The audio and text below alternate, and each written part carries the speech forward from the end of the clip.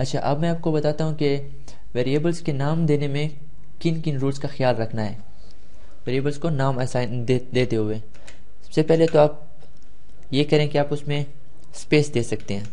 जैसे मैं वैल्यू इसको कर देता हूँ 1। अब यहाँ पर मैं वेरिएबल के नाम में स्पेस नहीं दे सकता हूँ। अगर मैं इसको स्पेस देता हूँ, सबसे पहले मैं इसको वैल्यू 1 के तौर पर प्रिंट करता हूँ। देखिए ठीक प्रिंट हो गया। अब अगर मैं इसको यहाँ पर स्पेस देता हूँ,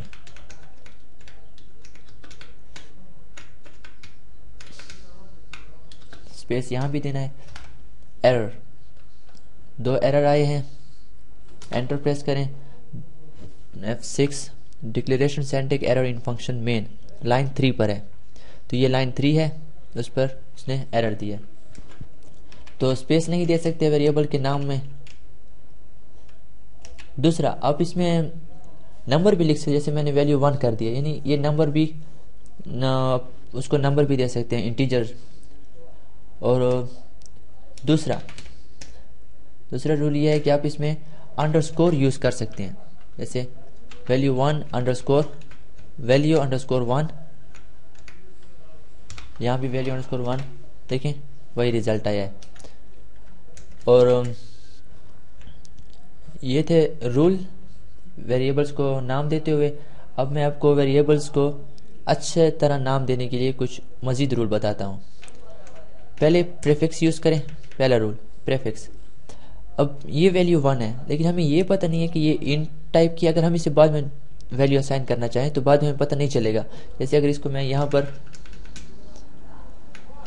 दोबारा से वैल्यू देना चाहता हूँ, value underscore 1 is equal to, अब मुझे पता नहीं है कि मैं इसको क्या दूं। यहाँ तो मुझे पता चल गया ना, डिक्लेयर करते हुए मैंने उस वक्त उसे इनिशियलाइज कर दिया। अगर मैं यहाँ पर उसे कोई और वैल्यू दे दूं, जैसे 3.14 पाई की वैल्यू दे दूं, तो ये तो इंटीजर टाइप वेरिएबल है, ये पाई की वैल्यू में से 3 तो रख लेगा, लेकिन 0.14 ख़त्म कर देगा। तो इसके लिए अगर मैं एक काम कर लूँ कि मैं प्रीफिक्स यूज़ करूँ, से इंट, तो अब मुझे अच्छी तरह पता चलेगा। यहाँ जैसे ही मैं लिखूँगा इंट, तो अब मुझे पता है कि ये इंटीजर टाइप वेरिएबल है और उसको मैं वैल्यू दूंगा तो वो 3 होगी या फिर 314। मैं उसमें डॉट नहीं डाल सकता हूँ। तो ये असूल रखें जहन में कि आप उसका प्रीफिक्स यूज़ करें। और यहाँ जैसे यहाँ प्लाई के साथ मैं FLT फ्लोट के लिए लगा देता हूँ। प्रीफिक्स देने का 2 फ़ायदे हैं। एक तो आप को पता चलेगा इसकी टाइप क्या है। दूसरा, आप एक ही नाम को 2 डेटा टाइप्स के लिए यूज़ कर सकते हैं। जैसे फ्लोट FLT वैल्यू 1, तो मैं 2 यूज़ कर सकता हूँ। 2 वैल्यू, एक ही नाम की 2 वैल्यू मुख्तलिफ डेटा टाइप के साथ इज इक्वल टू 3 पॉइंट फलाना फलाना। दूसरा फ़ायदा इसका यह है कि इससे आपको पता चलता है कि उसकी टाइप क्या है। अच्छा, अगला रूल, अगर हम कांस्टेंट को यूज़ करना चाहें उसके लिए, तो दूसरा कैमल केस, वो इस तरह है कि आप वेरिएबल का जो नाम है उसका हर वर्ड का पहला जो अल्फ़ाबेट है उसको बड़ा लिखे। जैसे मैंने वैल्यू का V बड़ा लिखा है, अगर ये यहाँ पर मैं दे देता हूँ वैल्यू 1, तो मैंने 1 का O बड़ा लिखा है क्योंकि ये दूसरा वर्ड है। तो इसी तरह हर वर्ड का पहला अल्फ़ाबेट बड़ा लिखें, इससे वर्ड पढ़ने में आसानी होती है। अगर मैं इसको ऐसे लिख दूं 1, यहाँ भी V कर दूं, तो ये देखें वही मतलब है इसका, लेकिन सिर्फ फ़र्क यह है कि अगर मैं इसके पहले अल्फ़ाबेट को बड़ा लिख दूं दोनों के, तो ये पढ़ने में आसानी होगी।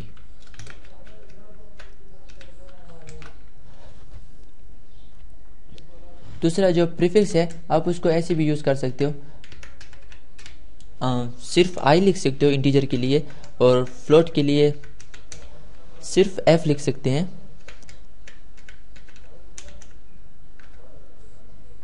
अब मैं इनको प्रिंट करता हूँ।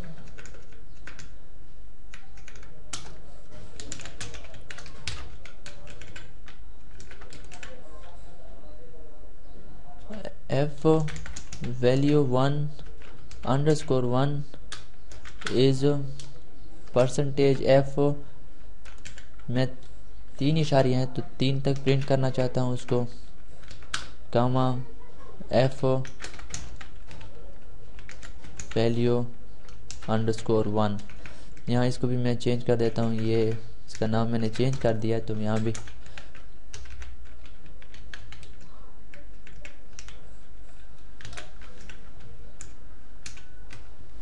आई सिर्फ आई कर देता हूँ फ्लोट के साथ। कंट्रोल F9 रन करता हूँ, देखिए ठीक आया है। हाँ, यहाँ पर एक काम कर देता हूँ, न्यू लाइन का करेक्टर। अब देखें वही रिज़ल्ट आया है। तो वैल्यू अगर मैं यहाँ पर भी वैल्यू 1 कर देता हूँ, वैल्यू _1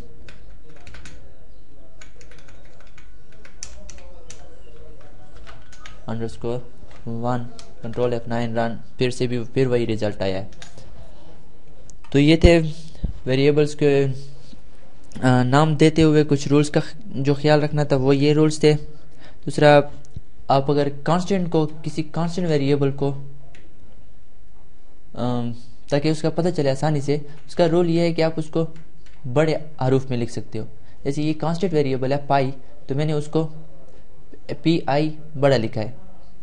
तो कांस्टेंट का रूल्स ये याद रखें कि अब उसके सारे हर्फ बड़े लिखें तो पता चलेगा कि ये कांस्टेंट वेरिएबल है। अच्छा, तीसरा असूल कि वेरिएबल को जब नाम दे तो ऐसा नाम दे कि पता चले कि वेरिएबल का मकसद क्या है, ये किस मकसद के लिए ये वेरिएबल यूज़ हो रहा है। जैसे यहाँ मैंने नाम दिया है पाई, तो वहाँ पता चलता है कि ये पाई की वैल्यू को स्टोर करने के लिए यूज़ हो रहा है। अगर मैं यहाँ पर एक और वेरिएबल डिक्लेयर करता हूँ कैरेक्टर टाइप का, तो मैं इसका C कंपनी नेम डिक्लेयर कर दिया है। C company name is equal to R। तो इससे वहाँ से पता चलता है कंपनी नेम कि ये किसी कंपनी का नाम ही होगा, ये वेरिएबल कंपनी के नाम को स्टोर करने के लिए ही इस्तेमाल होगा। तो आप भी ख्याल रखें वेरिएबल के नाम को ऐसा नाम दें कि जिससे उसके वेरिएबल के मीनिंग्स शो हों, कि ये किस लिए उसका मकसद शो हो। तो ये था आज का लेसन वेरिएबल का पार्ट 3।